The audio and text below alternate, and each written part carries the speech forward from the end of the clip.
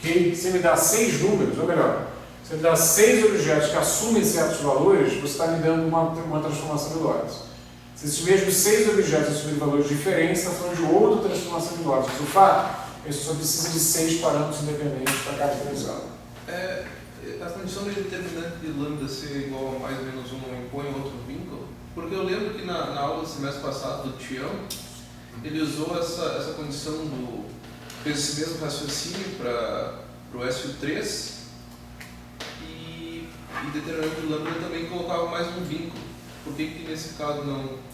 Na verdade, eu já estou contando determinante de lambda, eu estou tirando tudo dessa equação aqui. Ok? Estou tirando tudo dessa equação. Que talvez o Tião tenha feito, você seja falado do U, 3 e depois colocar o S e o 3 com determinante igual a mais 1 com condição adicional. Mas aqui, note, esquece que a gente terminou, que a gente conseguiu obter esse fato. Finge que isso não foi revelado até agora. Tá ok? Eu tenho esse conjunto de equações e o que a gente está vendo que são 10 equações. Essas 10 equações aqui, colocadas de alguma maneira esperta, elas acabam definindo o determinante como mais ou menos 1. Isso aqui não é uma condição a mais. Isso aqui sai da mesma equação matricial que só produz 10 equações independentes. Então aqui não é mais. Apenas contar quantas equações tem, não te dão isso aqui de uma maneira explícita. Tem mais vínculo que vai aparecer aqui. Eu vou, por exemplo, fazer uma afirmação, e é crucial para fazer os conjuntos que não são conexos, os pedaços desse grupo que não são conexos. Eu vou também achar uma consideração a respeito da componente 00. Ok? E você poderia dizer, isso que você vai achar, a condição que você vai achar para isso também não é um outro vínculo? Tá certo? Não, não é. É apenas uma maneira de tirar daqui uma condição sobre isso, daqui a gente tirou isso. É uma maneira, digamos, esperta de trabalhar essas 10 equações e descobrir essas características. Esse lambda 00 a gente vai ver já, ele não pode valer qualquer coisa, senão isso aqui não é verdade. Ok? A componente 00 mesmo, é uma matriz 4x4, né? Então essa aqui é 00, essa é 01, essa é 02, essa é 03, essa aqui é 10, 11, 12. Essa componentezinha aqui, ó, lá no alto, lá no ângulo, ela tem uma restrição forte, que tem uma interpretação física muito forte também, associada à noção de causalidade.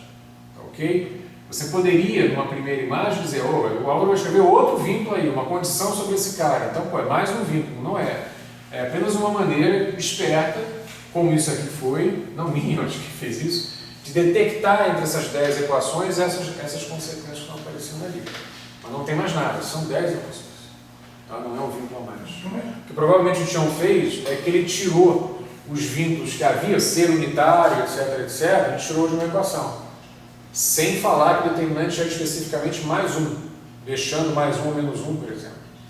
Ok? Aí depois, o mais 1, menos 1, o mais i, menos i, o que fosse. Aí depois ele falou, não, eu estou falando de transformações especiais, então tive mais 1. Aí é um vínculo a mais. Eu lembro que tinha um argumento com determinante também para remover um vínculo, mas eu vou ver. Mas deve ser isso, ele partiu de afirmações em que ele provavelmente devia estar falando do grupo U, grupo unitário, simplesmente, e depois ele acrescentou que não, o grupo unitário é determinante mais 1, o grupo unitário não tem que ter, as transformações do grupo unitário não tem que ter determinante necessariamente mais 1. Aí ele fixou, não, eu quero mais 1. Justamente para ser conexo à identidade. A identidade tem determinante mais 1, evidentemente, né? Mais 1, mais 1, mais 1, mais 1. Então, se você quiser fazer transformações infinitesimais e investigar a álgebra do grupo, já deve ter falado sobre isso, ou seja, investigar a vizinhança da identidade, você tem que se restringir a quem pode estar na vizinhança da identidade, a quem é conexo à identidade. Se a identidade tem determinante mais 1, quem está perto da identidade, perto no sentido de vizinhança mesmo, topológico, quem você pode chegar na identidade ou partir da identidade para ele com transformações infinitesimais sucessivas, é alguém que tem que ter determinante mais 1 também. Tá? Então ele especializa, aí realmente é um vínculo a mais. Aqui não, aqui inclusive não é só mais 1, pode ser menos 1 também. Eu não estou fixando que seja mais 1, vou fixar já, não estou fazendo isso por enquanto, mas esses caras já saem disso daqui. Tá? Eu não estou partindo de mais nada, já saem disso daqui. Acho que na questão do lado do Tião não tinha métrica envolvida também. Pois é. Então as transformações eram transformações que você tinha entre vetores mesmo lá, e você queria, era uma matriz que tinha 9 elementos, para memória, matriz 3x3, e aí você tinha o requerimento do traço e do determinante C1. Na verdade, o traço nos geradores. Né? A unitária, ela é a versão complexa, eu vou dizer isso de a câmera, porque o matemático vai me matar. Mas eu não estou brincando.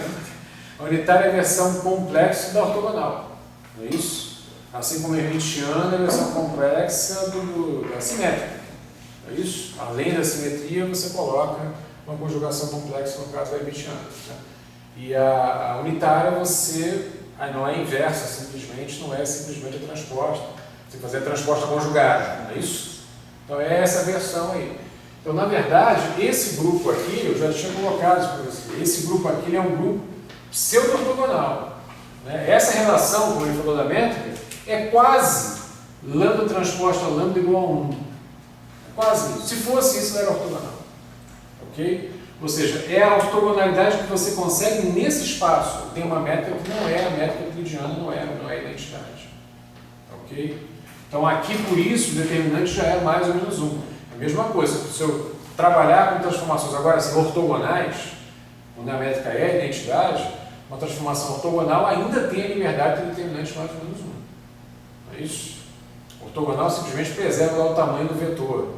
Eu posso preservar o tamanho do vetor com uma transformação de determinante também.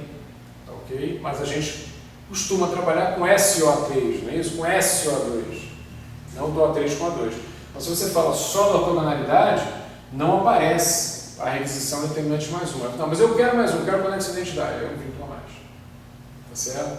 Aqui também aparece mais ou menos 1. Se eu escolher mais 1, aí eu estou fechando. Eu estou realmente pegando uma classe especial. Isso aqui, recapitulando, são 10 equações dá 10 vínculos. Depois, como é que vai para 6 independente? Ué, porque tinha 16 originalmente. Essa matriz era uma matriz 4x4, não é isso? 4. Então ela tinha 16 elementos. Sim. Em tese, você está livre para escolher o que eles valem. Mas eu tenho 10 equações de vínculo aqui, então só sobram 6 efetivamente independentes. Tá certo? Os outros 10 são determinados em função desses 6 São 10, 16 menos 10. Exatamente. É o número de elementos independentes do resto. Você poderia, por exemplo, quando você o lambda faz a transformação do sistema de coordenada, você poderia, por exemplo, já suspeitar disso considerando que 3 parâmetros são as 3 componentes da velocidade e 3 seriam os 3 ângulos? É porque a gente já sabe disso, mas você tem razão. Né? Quer dizer, o que pode ser que sobra, né? Tem um pouquinho mais coisa aí. Aí, quando você está falando isso, já vai partir o determinante mais 1. Mas, de fato, você poderia intuir isso. Eu não deveria ter uma mudança da lei do eletromagnetismo, porque esse observador resolveu rodar os eixos, então teria 3 ângulos aí, isso deveria estar aí dentro. Está, de fato.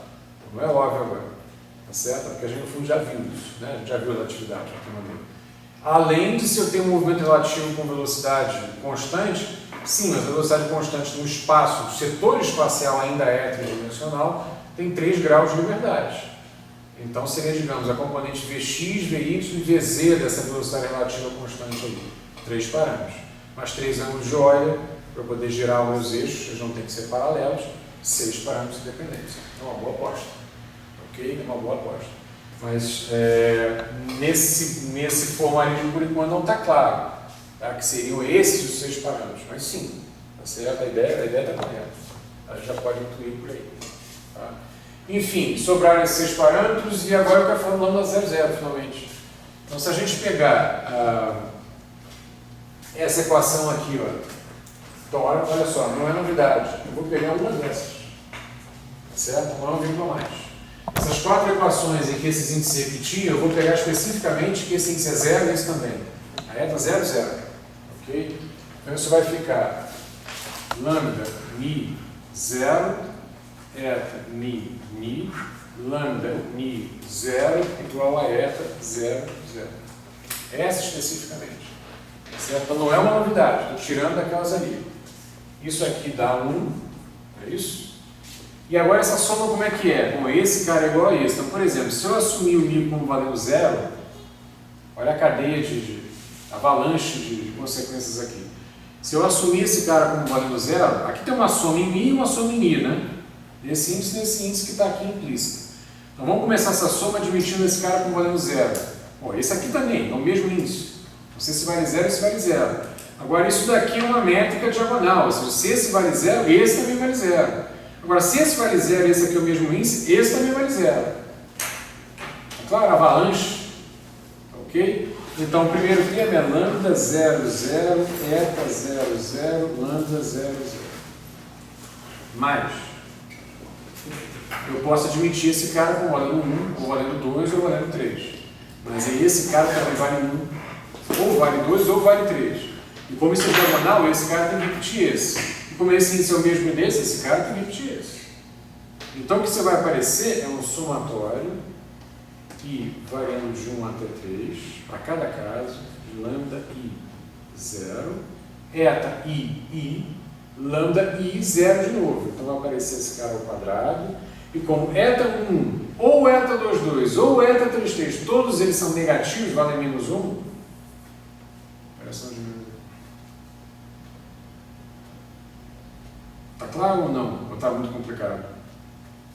Vocês protestam, tá certo? Porque eu tenho que tomar medida justamente de quão rápido eu posso ir essa brincadeira de índices. Tá?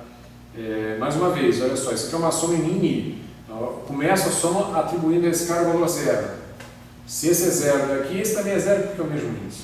É uma matriz diagonal, então esse cara tem que ser 0, você não vai contar nada, vai matar a parcela que eu estou calculando.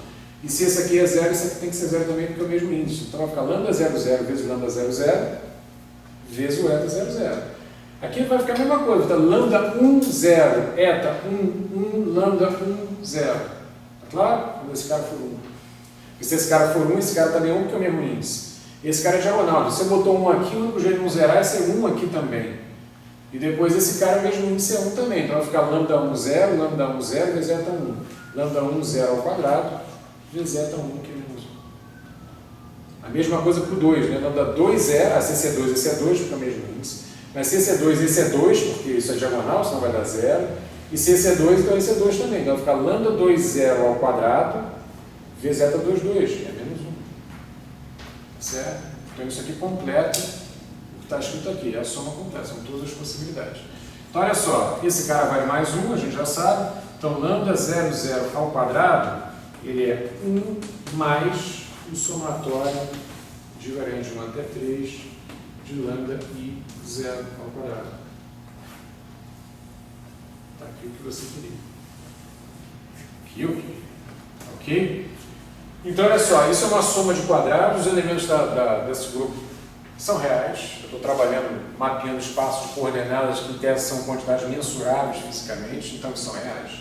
Eu posso terminar, começar no referencial que eu tenho CT, X, Y, Z, faço uma transformação aqui que tem um elemento complexo, chega aqui é um IX, ou seja, X' é um IX, ou seja, não é mais mensurável. Estou falando de coordenadas do espaço externo, mensuráveis, posso botar uma regra. Esse cara é real. Então esse número daqui, ó, esse número que apareceu aqui, ó, é necessariamente, o quadrado dele é maior ou igual a 1. É 1 mais alguma coisa. Então isso é maior ou igual a 1. Mas se lambda 0, 0 ao quadrado é maior ou igual a 1, só tem duas hipóteses. Ou lambda 0, 0 é maior do que 1, ou lambda 0, 0 é menor do que menos 1. Tá certo? Para que o seu quadrado possa ser sempre maior do que 1. Tá? Então a conclusão que se chega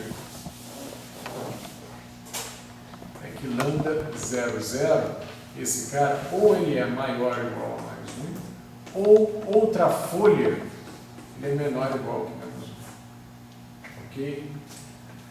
E ainda tem a questão do determinante. Então agora a gente vai separar o grupo de Lorentz em 4 pedaços, de acordo com esses critérios que apareceram aí.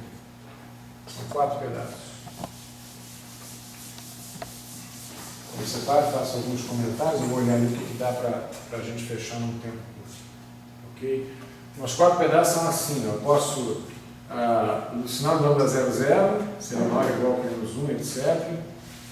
E o determinante do lambda. Tá certo? De acordo com isso. Então, por exemplo, vou fazer uma tabelinha aqui. Tá. Determinante pode ser mais 1. O lambda 0, 0 pode ser maior ou igual a 1. O determinante pode ser mais 1.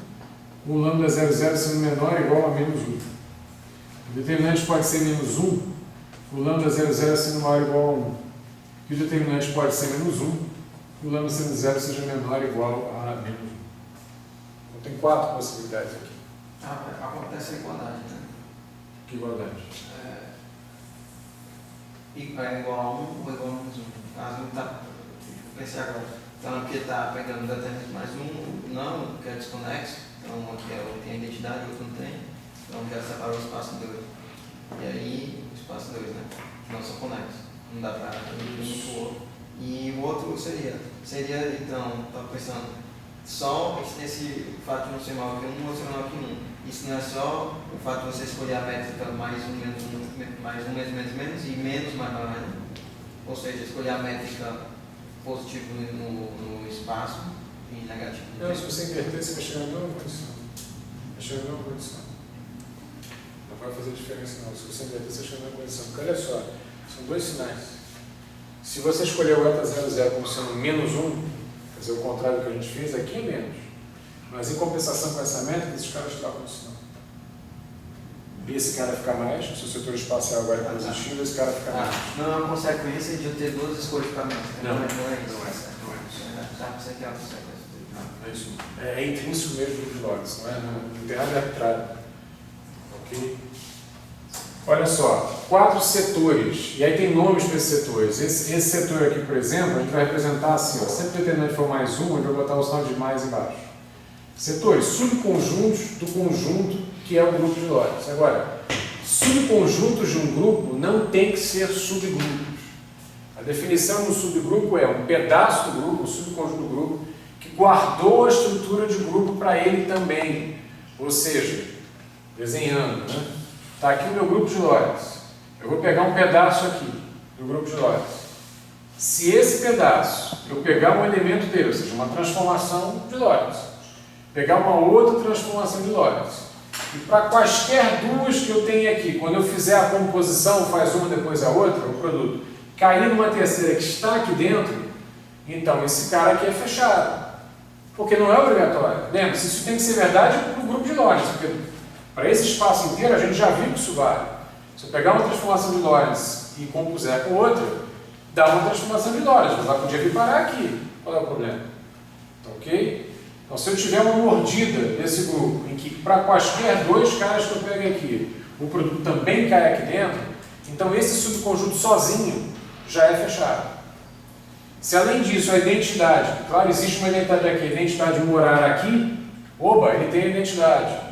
Se além disso, para cada objetivo, cada transformação que eu pegar aqui, a inversa também está aqui dentro, oba, ele tem a inversa aí dentro, porque não tem que ter. Se esse cara está aqui, a inversa está em algum lugar do grupo, porque ele tem a inversa, mas poderia estar aqui. Ok? Mas se para todos os caras aqui a inversa estiver aqui dentro, e associativa a gente já sabe que vale, porque a gente está definindo um produto matricial, então esse cara aqui, que é um pedaço do grupo, ele sozinho também é um grupo. Ele tem as 4 condições. Então a gente chama esse pedaço de subgrupo. Ele manteve a estrutura de grupo, mesmo com um conjunto menor de elementos, tá certo? Em relação ao grupo completo. Ok? Então, será que algum desses pedaços aqui, algum desses setores, são 4 setores, será que algum deles, desses subconjuntos, é um subgrupo? Vamos ver, tá certo? Esse cara, assim, só a denominação, ele chama ele mais como o lambda 00 menor ou igual que menos 1, você coloca a seta para baixo, uma seta para baixo.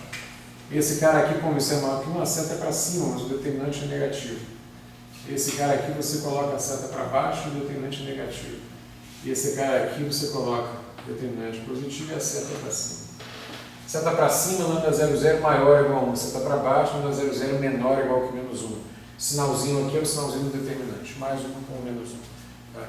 O Tião gosta de uma brincadeira psicológica que eu fiz para separar esses caras aqui, mas enfim, eu não sei se eu falar isso na frente da câmera, mas enfim, a brincadeira é o seguinte: esses dois aqui são bipolares, porque esse é positivo, mas é para baixo. Esse aqui é negativo, mas é para cima. Esse cara é super deprimido, ele é negativo e é para baixo. E esse é eufórico, ele é positivo para cima. Tá? Então a gente tem esses 4 subconjuntos aí dentro do grupo de Lorentz. Agora, olha só, para que eu seja, primeira condição que não é suficiente, mas é absolutamente necessária, para que um subconjunto desse, um desses 4 pedaços aí, dessas 4 mordidas aí, para que um desses 4 pedaços seja um subgrupo, a identidade tem que estar lá dentro. Pelo menos. Não é só isso, tem que ter a inversa lá dentro, tem que ser fechado lá dentro, mas a identidade tem que estar lá dentro. Mas muito bem, a identidade pode estar nesse setor aqui? Não. Por quê? Fala o sinal do primeiro componente. A identidade é 1. Então o lambda 00 dela é mais 1. Então não pode estar aqui. Tá certo? Também, obviamente, por esse mesmo argumento não pode estar aqui. Também não pode estar aqui, porque embora o lambda 00 dela funcione, o determinante da identidade é mais 1, não é menos 1. Então, esse pedaço e esse pedaço são subconjuntos, mas não tem a menor chance de formar um subgrupo. Ok? A identidade claramente não está aqui dentro. Ela tinha que estar em algum lugar também. Ela está lá no grupo de Lorentz, ela tem que estar em algum lugar. Ok? Então ela está aqui dentro. Tá? Então o que seria bom a gente mostrar, vou declarar aqui para vocês, mas adiantando a hora talvez não permita demonstrar, o que a gente deveria demonstrar é que esse setor aqui, que agora vai ganhar o nome de, porque tem determinante mais 1 próprio, e porque o lambda 00 é positivo ortócrono, não é aquilo que você queria saber? Tá certo? Próprio ortócrono é esse setor aqui, do grupo de Lorentz, as transformações próprias e ortócronas, que é determinante mais 1. Então, chama o grupo de Lorentz só essa parte, né? As outras... Não, tudo é o grupo de Lorentz. Grupo de Lorentz são as matrizes que atendem isso aqui, ó. Tá certo? Agora, se você quiser um subgrupo dentro do grupo de Lorentz, aí o único que tem é esse aqui. Tá? O único subgrupo que tem porque os outros têm identidade. Exatamente. Tá ok? Então, essa chamada do ortócrono, na aula que vem vai ficar clara a razão de a gente chamar isso de ortócrono, né? Isso quer dizer mesmo tempo, mesma marcação temporal. A gente vai ver que se a gente pegar uma separação entre dois eventos, que a gente tinha desenhado aqui, tá certo? E se num referencial eu puder dizer que esse evento está conectado a esse, com emitir alguma coisa que se propagou com velocidade menor ou igual à da luz daqui até aqui, tá certo? Eu perguntar, o observador vê isso acontecer. Então o cara emitiu um sinal que chegou aqui com velocidade igual ou inferior à da luz. Ok? Aí tem um cara passando com velocidade constante. Ele, no referencial dele, ele vai medir essa propagação, eventualmente acontecendo em outro ritmo, etc. Mas a pergunta é, ele também vai achar que primeiro houve a emissão aqui e depois houve a detecção aqui? Ou seja, ele também vai achar que se fizer T menos T0, que é um ΔT, isso dá maior que zero? Se para um referencial isso dá maior que zero, ou seja, esse instante que aconteceu depois desse, então aqui é a emissão, aqui é a recepção. Esse é o nexo causal entre esses dois eventos. Será que um cara se movendo com velocidade constante com relação a ele também vê esse mesmo nexo causal ou vai achar o contrário? Vai achar que primeiro houve emissão aqui e depois a detecção aqui, ou seja, vai achar que essa conta aqui é negativa. Esse ΔT é negativo. Então a percepção de evolução temporal é invertida. Tá certo? O que a gente pode mostrar, e vai mostrar na próxima aula, é que se o lambda 00 for maior ou igual a 1, e esses dois eventos estiverem conectados por um sinal que anda com velocidade menor ou igual à da luz, não há possibilidade dessa reversão da evolução temporal. Ok? O cara vai ver, na pior das hipóteses, se você diz que primeiro foi isso, depois foi isso, esse cara que passa com velocidade constante com relação a você, e cujo dicionário, transformação de Lorentz, que você e ele, se dá com o lambda 00 maior ou igual a 1, esse cara, ou ele vê o evento na mesma hierarquia temporal que você viu, tá certo? Ou seja, tem a mesma relação de causa e efeito, ou no máximo ele considera esses eventos simultâneos. Mas ele não inverte. É uma conta. A gente faz essa conta na próxima aula. Portanto, ele se chama de ortócrono. Todo mundo que tem o lambda 00 maior ou igual a 1. Ou seja, ele não muda, ele segue o mesmo tempo, ele não muda a relação temporal. Ok? A gente faz essa conta é bonita. Ela é meio chatinha, porque envolve uma desigualdade de choque, mas é bonitinha para se fazer. Ok? Na próxima aula a gente faz. O que mais então? A gente teria que provar que isso aqui de fato é um subgrupo. Até agora eu só declarei a existência identitária. Ou seja, a gente teria que provar que se eu tiver uma matriz lambda 1 que pertence a esse espaço, e esse subgrupo, né, subconjunto por enquanto, e uma lambda 2 também pertence, eu teria que mostrar que lambda 1 e lambda 2 também pertencem. Isso aqui por enquanto é uma dúvida, né? Pertence mesmo? Isso teria que ser demonstrado aí. Bom, o determinante é óbvio, né? Quer dizer, o que quer dizer pertencer isso daqui? Quer dizer ter lambda 00 maior ou igual a 1 e ter determinante igual a mais 1. Ok? Lambda 00 maior ou igual a... Determinante igual a mais 1 é mole, porque se esse cara tem determinante mais 1, esse cara tem determinante mais 1, determinante do produto é o produto determinante. É óbvio que é mais 1 também. Ok? Aliás, isso já desqualifica o fechamento desses bichinhos aqui, né? Porque se eu pegar um cara determinante menos 1 e fizer o produto com cara determinante menos 1, isso vai dar um cara determinante mais 1, quer dizer, vai sair, já não é fechado. Esses dois aqui, além de não ter identidade, claramente não são fechados. Tá? Pouca conta, você descobre isso. Ok? Então, e o lambda 00 maior ou igual a 1? Aí essa é uma conta mais complicada, tá certo? Provar que isso é que lambda 1, lambda 2, 00, que vem a ser lambda 1, 0, mi, lambda 2, mi, 0. É isso, né? O elemento 00 da matriz produto, aqui eu estou fazendo um produto matricial. O primeiro índice que sobra aqui e o último índice que sobra aqui. Eu teria que mostrar que se lambda 1, 00 é maior ou igual a 1, e lambda 2, 00 também é maior ou igual a 1, então eu teria que provar. Com essas hipóteses, eu teria que provar que isso daqui também é maior ou igual a 1. Ok? A gente vai provar na próxima aula, na verdade a gente prova umas 3 coisas na próxima aula com a mesma conta. A gente faz essa conta na próxima aula. Ok? Então isso a gente pode provar, mas essa conta aqui não é tão simples, porque olha só, eu tenho que levar em conta, esse índice mi que ele está somando aqui, ele pode valer 0. Ah, beleza, não apareceu o que eu queria. Lambda 2, 0, 0. Mas ele pode valer também 1 aqui, 1 aqui, 2 aqui, 2 aqui, 3 aqui, 3 aqui. Nada por isso. Ok? Então eu tenho mais um somatório I, vai de 1 até 3, da primeira matriz. Tem que manter esse índice, porque essa transformação é diferente dessa. Elas são duas que eu tomei lá dentro. Tá certo? Índice 0, I, lambda 2, índice I, 0, é esse somatório aqui, ok? Então eu teria que mostrar que isso tudo aqui é maior ou igual a 1. Bom, isso aqui é maior ou igual a 1, porque esse é maior ou igual a 1, vezes um outro cara que é maior ou igual a 1, então esse pedaço certamente é maior ou igual a 1. Ninguém tem dúvida disso, ok? Mas eu teria que provar que esse pedaço que está aqui, que eu não sei nem se é positivo ou negativo, tá certo? Que esse pedaço que está aqui necessariamente tem módulo menor do que esse pedaço que está aqui. Mais grave, que esse bichinho aqui, o lambda 101, ele tem módulo menor que o lambda 100. Esse cara tem um módulo menor do que esse. Então isso aqui tem um módulo menor do que isso daqui. Então, se esse objeto for negativo, essa conta continua positiva. Tá certo? Porque esse objeto aqui é positivo de módulo maior do que esse cara daqui. A gente vai usar desigualdade, você vai comparar módulos o tempo todo aqui. Aí daí, você só provou que isso aqui é positivo, não é que é maior ou igual que 1.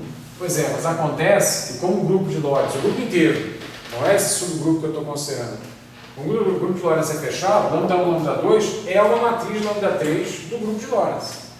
Então, lambda 00 dela, que a gente está calculando, ou é maior ou igual a 1, ou é menor ou igual a menos 1. Então, se eu puder provar que isso daqui resulta positivo, tem que ser maior ou igual a 1. Acabou. Tá certo? Então, o que eu precisaria provar, né, é que esse cara perde em módulo para esse cara daqui. Se for positivo, ótimo. Se for negativo, não vai estragar. Isso continua positivo. E para ser positivo, tem que ser maior ou igual a 1. Está demonstrado isso. Está demonstrado o fechamento. Ok? Que a inversa de uma matriz com determinante mais 1 tem que ter determinante mais 1 também é óbvio. Porque a matriz, vezes a inversa, vai ter que dar identidade. Ela tem determinante 1. Então, se essa é determinante 1, a outra inversa também tem que ter determinante 1. Também teria que mostrar que o lambda 00 da inversa é maior ou igual a 1. E segue essa mesma receita. Tá certo? É a mesma demonstração. A gente vai deixar para fazer essa demonstração na próxima aula. Tá? Que esses índices 0i, os componentes 0i perdem módulo para os componentes 00. É isso que basicamente a gente vai mostrar. Mas a razão disso está aqui. Ó. Sai dessa relação aqui. Claro que o lambda i0 aqui, ó, eu tenho que somar 1 para chegar nele. Ok? Então isso já está sugerido aqui. Que esses caras com 1i aqui, eles perdem para aquele 00 ali em módulos. São quadrados, então no fundo o que eu estou comparando são módulos. Ok? Perde para lá. É isso que a gente vai ver. A diferença é que lá está lambda i0. Aqui está lambda 0i, a gente já sabe que não pode trocar esses índices de graça. Então a gente vai ter que achar uma relação disso. Tá certo? Para poder fazer, para poder provar isso de uma maneira completa. Ok? Então a gente vai conseguir provar o fechamento, conseguir provar que a inversa está lá. Sim, vai dar maior igual a demonstrar. A associatividade já vale, isso vai ficar demonstrado como sendo um subgrupo como a gente queria. Tá? Deixa eu ver se tem mais alguma coisa que vale a pena falar agora, ou se a gente já adia tudo para a próxima aula. Bom, a gente pode falar dessa questão do conexo. Aí tem uma outra coisa bonitinha, eu sei que já estamos adiantados a hora, mas que acho que fecha essa discussão de uma maneira simpática, que é a seguinte. A gente pode ter ficado chateado porque a gente tinha um grupo de Lorentz, satisfazer aquela relação, preservar o intervalo. Lá dentro dele, a sensação que a gente tem é que estrutura de grupo a gente só tem aqui, nesse pedaço, que é o único subgrupo que ele tem. Isso parece estragar a coisa, porque na verdade é a ideia da relatividade. Ou seja, se eu faço uma transformação, vou para um referencial, depois vou para o outro, isso tem que ser equivalente aí direto. Eu não preciso desse referencial do meio, não existe um privilégio. Esse passo não pode ser obrigatório. Ou seja, a noção de fechamento é muito íntima dessa simetria, de eu trocar referencial e ver a mesma teoria física e tal, que a relatividade preconiza por eletromagnetismo, mas em geral, estende para a situação geral. Ok? Então, isso aqui parece uma coisa chata, porque isso aqui não tem essa estrutura, esses dois aqui não são nem fechados, como a gente já havia comentado. Ok? É como se uma parte do grupo de Lorentz fosse meio podre, e que a gente fosse, portanto, se restringir a trabalhar aqui, que funciona como subgrupo. Primeira observação, sim, nós vamos nos restringir a trabalhar aqui, com duas exceções.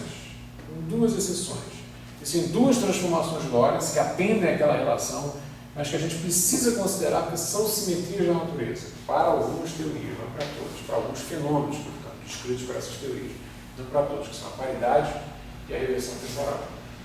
Ok? A gente precisa falar dessas duas. Então, olha só, a paridade ela é definida assim, igualzinho numericamente, diagonal, igualzinha à outra métrica que a gente, não a métrica, né, a métrica que a gente usa, igualzinha a métrica, numericamente é igual. Mas o que a paridade está me dizendo? Está me dizendo que eu vou trocar todos os eixos espaciais, x por menos x, y por menos y, z por menos z. O determinante da paridade, está evidente aqui para todo mundo, o determinante da paridade é menos 1. E a paridade 0, 0, ela é maior ou igual a 1, em particular ela vale 1. Então a paridade, ela pertence a quem lá? Olha, o determinante menos 1 e ortógono. Ela não está no subgrupo, tá certo? Ela está aqui, ó. Está aqui, nesse. Ok? A reversão temporal, ela é menos isso. Ela é menos 1, mais 1. O resto é tudo zero. Portanto, a reversão temporal tem evidentemente determinante menos 1 também, mas tem o lambda 00 dela é menos 1. Portanto, ela pertence a determinante menos 1, mas ela é para baixo. Ok? Esses dois objetos estão fora do subgrupo, mas eles precisam ser considerados porque, eventualmente, o sistema físico que eu estou modelando tem invariância por paridade, tem invariância por reversão temporal, por uma das duas, tem por uma, não tem pela outra, mas eventualmente a gente vai precisar considerar isso. Agora tem uma coisa muito bonitinha que fecha a aula, que é o seguinte, há uma maneira de fechar a aula. Na verdade, se eu quiser considerar uma matriz qualquer, não precisa ser essa, deste setor, por exemplo, eu posso provar que qualquer matriz desse conjunto é a paridade vezes uma matriz do subgrupo. Próprio ortógono. Ok? Que qualquer matriz desse pedaço aqui, desse subconjunto, é uma matriz daqui vezes a inversão temporal. E que qualquer matriz ou qualquer transformação desse cara que está aqui é uma matriz desse subgrupo vezes a paridade vezes a reversão temporal. Além dessas transformações, que são transformações de Lorentz, atenção, pega isso aqui, bota aqui, ó, e vê se não satisfaz. Bom, com a paridade é óbvio, a paridade é exatamente igual à métrica, né? Se for dar a métrica vezes a métrica vezes a métrica, a métrica vezes a métrica dá 1, vai dar a métrica igual a métrica. E a reversão temporal é menos ela, então a diferença é só que se eu botar um som de menos aqui, o outro aqui, eles vão cancelar, fecha do mesmo jeito. Então, são transformações do grupo de Lorentz, mas elas não estão no subgrupo próprio ortógono. Mas elas são necessárias, precisa para representar fenômenos físicos, e mais do que isso, elas dão um mapa para eu quero falar do grupo de Lorentz. Eu quero trabalhar no subgrupo. Tudo bem, não tem problema nenhum, porque para falar do grupo inteiro, eu só preciso falar desse subgrupo de uma eventual composição com a paridade aqui, de uma composição com a reversão temporal aqui, ou com as duas aqui. Todo o grupo de Lorentz é ou está aqui, ou é uma coisa que está aqui vezes a paridade, ou uma coisa que está aqui vezes a reversão temporal, ou uma coisa que está aqui vezes a paridade e a reversão temporal. Então a gente continua carregando fácil todo o grupo de Lorentz, apesar desses 3 pedaços que não conseguem trazer estruturas de grupo. Ok? Carrega-se fácil com aquele subgrupo ali. Por isso que muitas vezes se confunde, se fala, o grupo de Lorentz é esse setor Proctor-Klotman. É comum achar isso na literatura.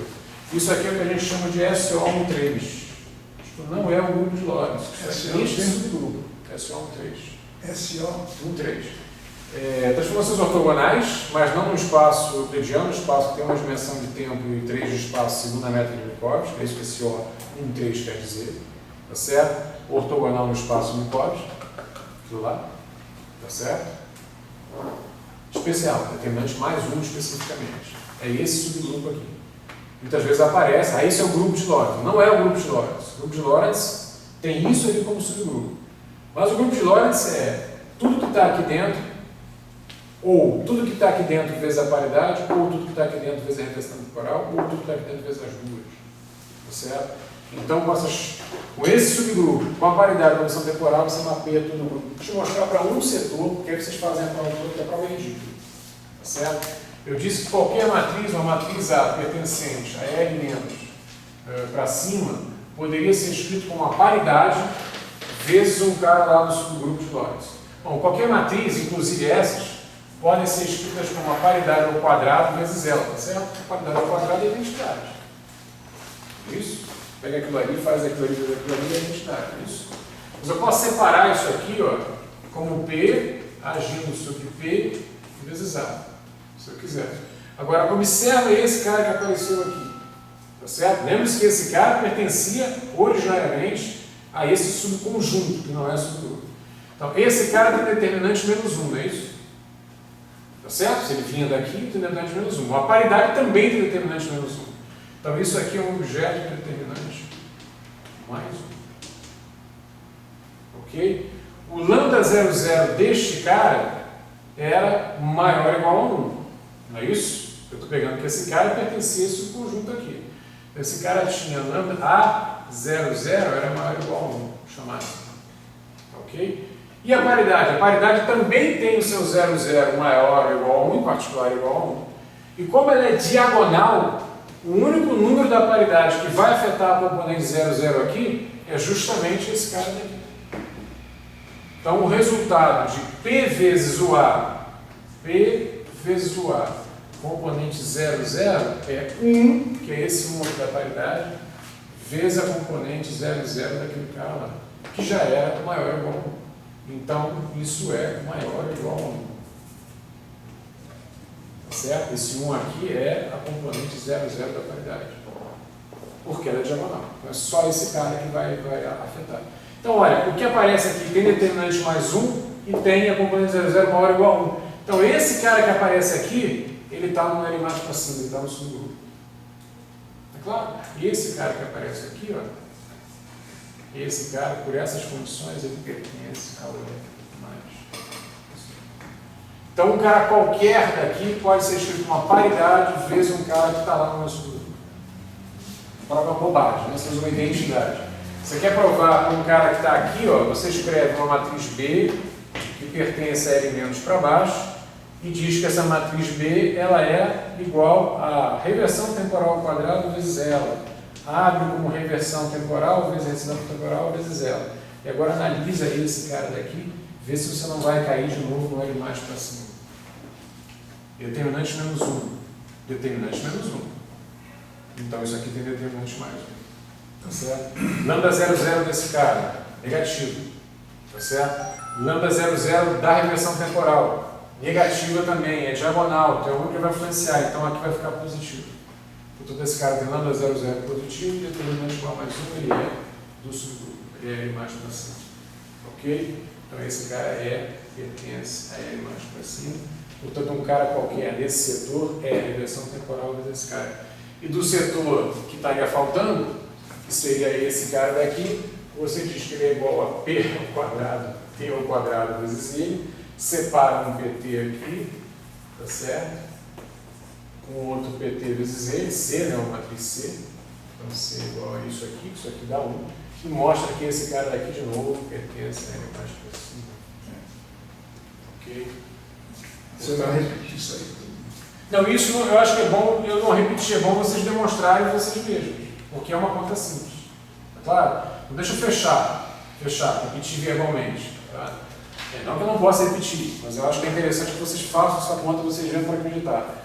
Tá ok? Isso aqui é o único setor que é subgrupo, os demais não são, tá certo? Então, para ter uma segurança de trabalhar com uma estrutura algébrica bem definida, eu vou me restringir a esse cara. Mas mesmo restringindo esse cara, eu não perco a visão das demais componentes, dos demais subconjuntos do grupo de Lorentz, desde que eu use a matriz de paridade e regressão temporal. Qualquer cara daqui é, mais uma vez, a matriz de paridade vezes um cara daqui, que é o subgrupo que eu vou considerar. Qualquer cara daqui é a matriz de reversão temporal vezes um cara daqui, que é o que eu vou considerar. Qualquer cara daqui é a matriz de paridade vezes a matriz de reversão temporal vezes um cara daqui. Então, se eu considerar esse subgrupo, apenas ele, que é o que tipicamente a gente vai fazer, mas trouxer no bolso a paridade e a revolução temporal, só essas duas aí, de fora dele, só essas duas, eu mapeio todo o grupo de Lorentz, todos os subconjuntos, que de fato são desconexos. Eu não posso passar de um para outro infinitesimalmente, não tem como infinitesimalmente eu trocar um determinante mais 1 para menos 1. Não tem como infinitesimalmente trocar o nome da 0, só pode estar acima de 1 com o valor que está abaixo de menos 1. Então consegue fazer isso de forma contínua. Esses conjuntos são desconexos, tá certo? E esse conjunto que contém identidade, que é um subgrupo, tá certo? E ele é conexo à identidade, ele permite se montar uma aula, olhar o setor infinitesimal, para trabalhar com ele, basicamente. Mas, mais uma vez, trabalhar com ele sem perder o grupo completo se usar a paridade e inversão temporal. Eu já avancei demais, porque a gente começou um pouquinho mais tarde, a gente encerra aqui, retoma na próxima aula com a demonstração.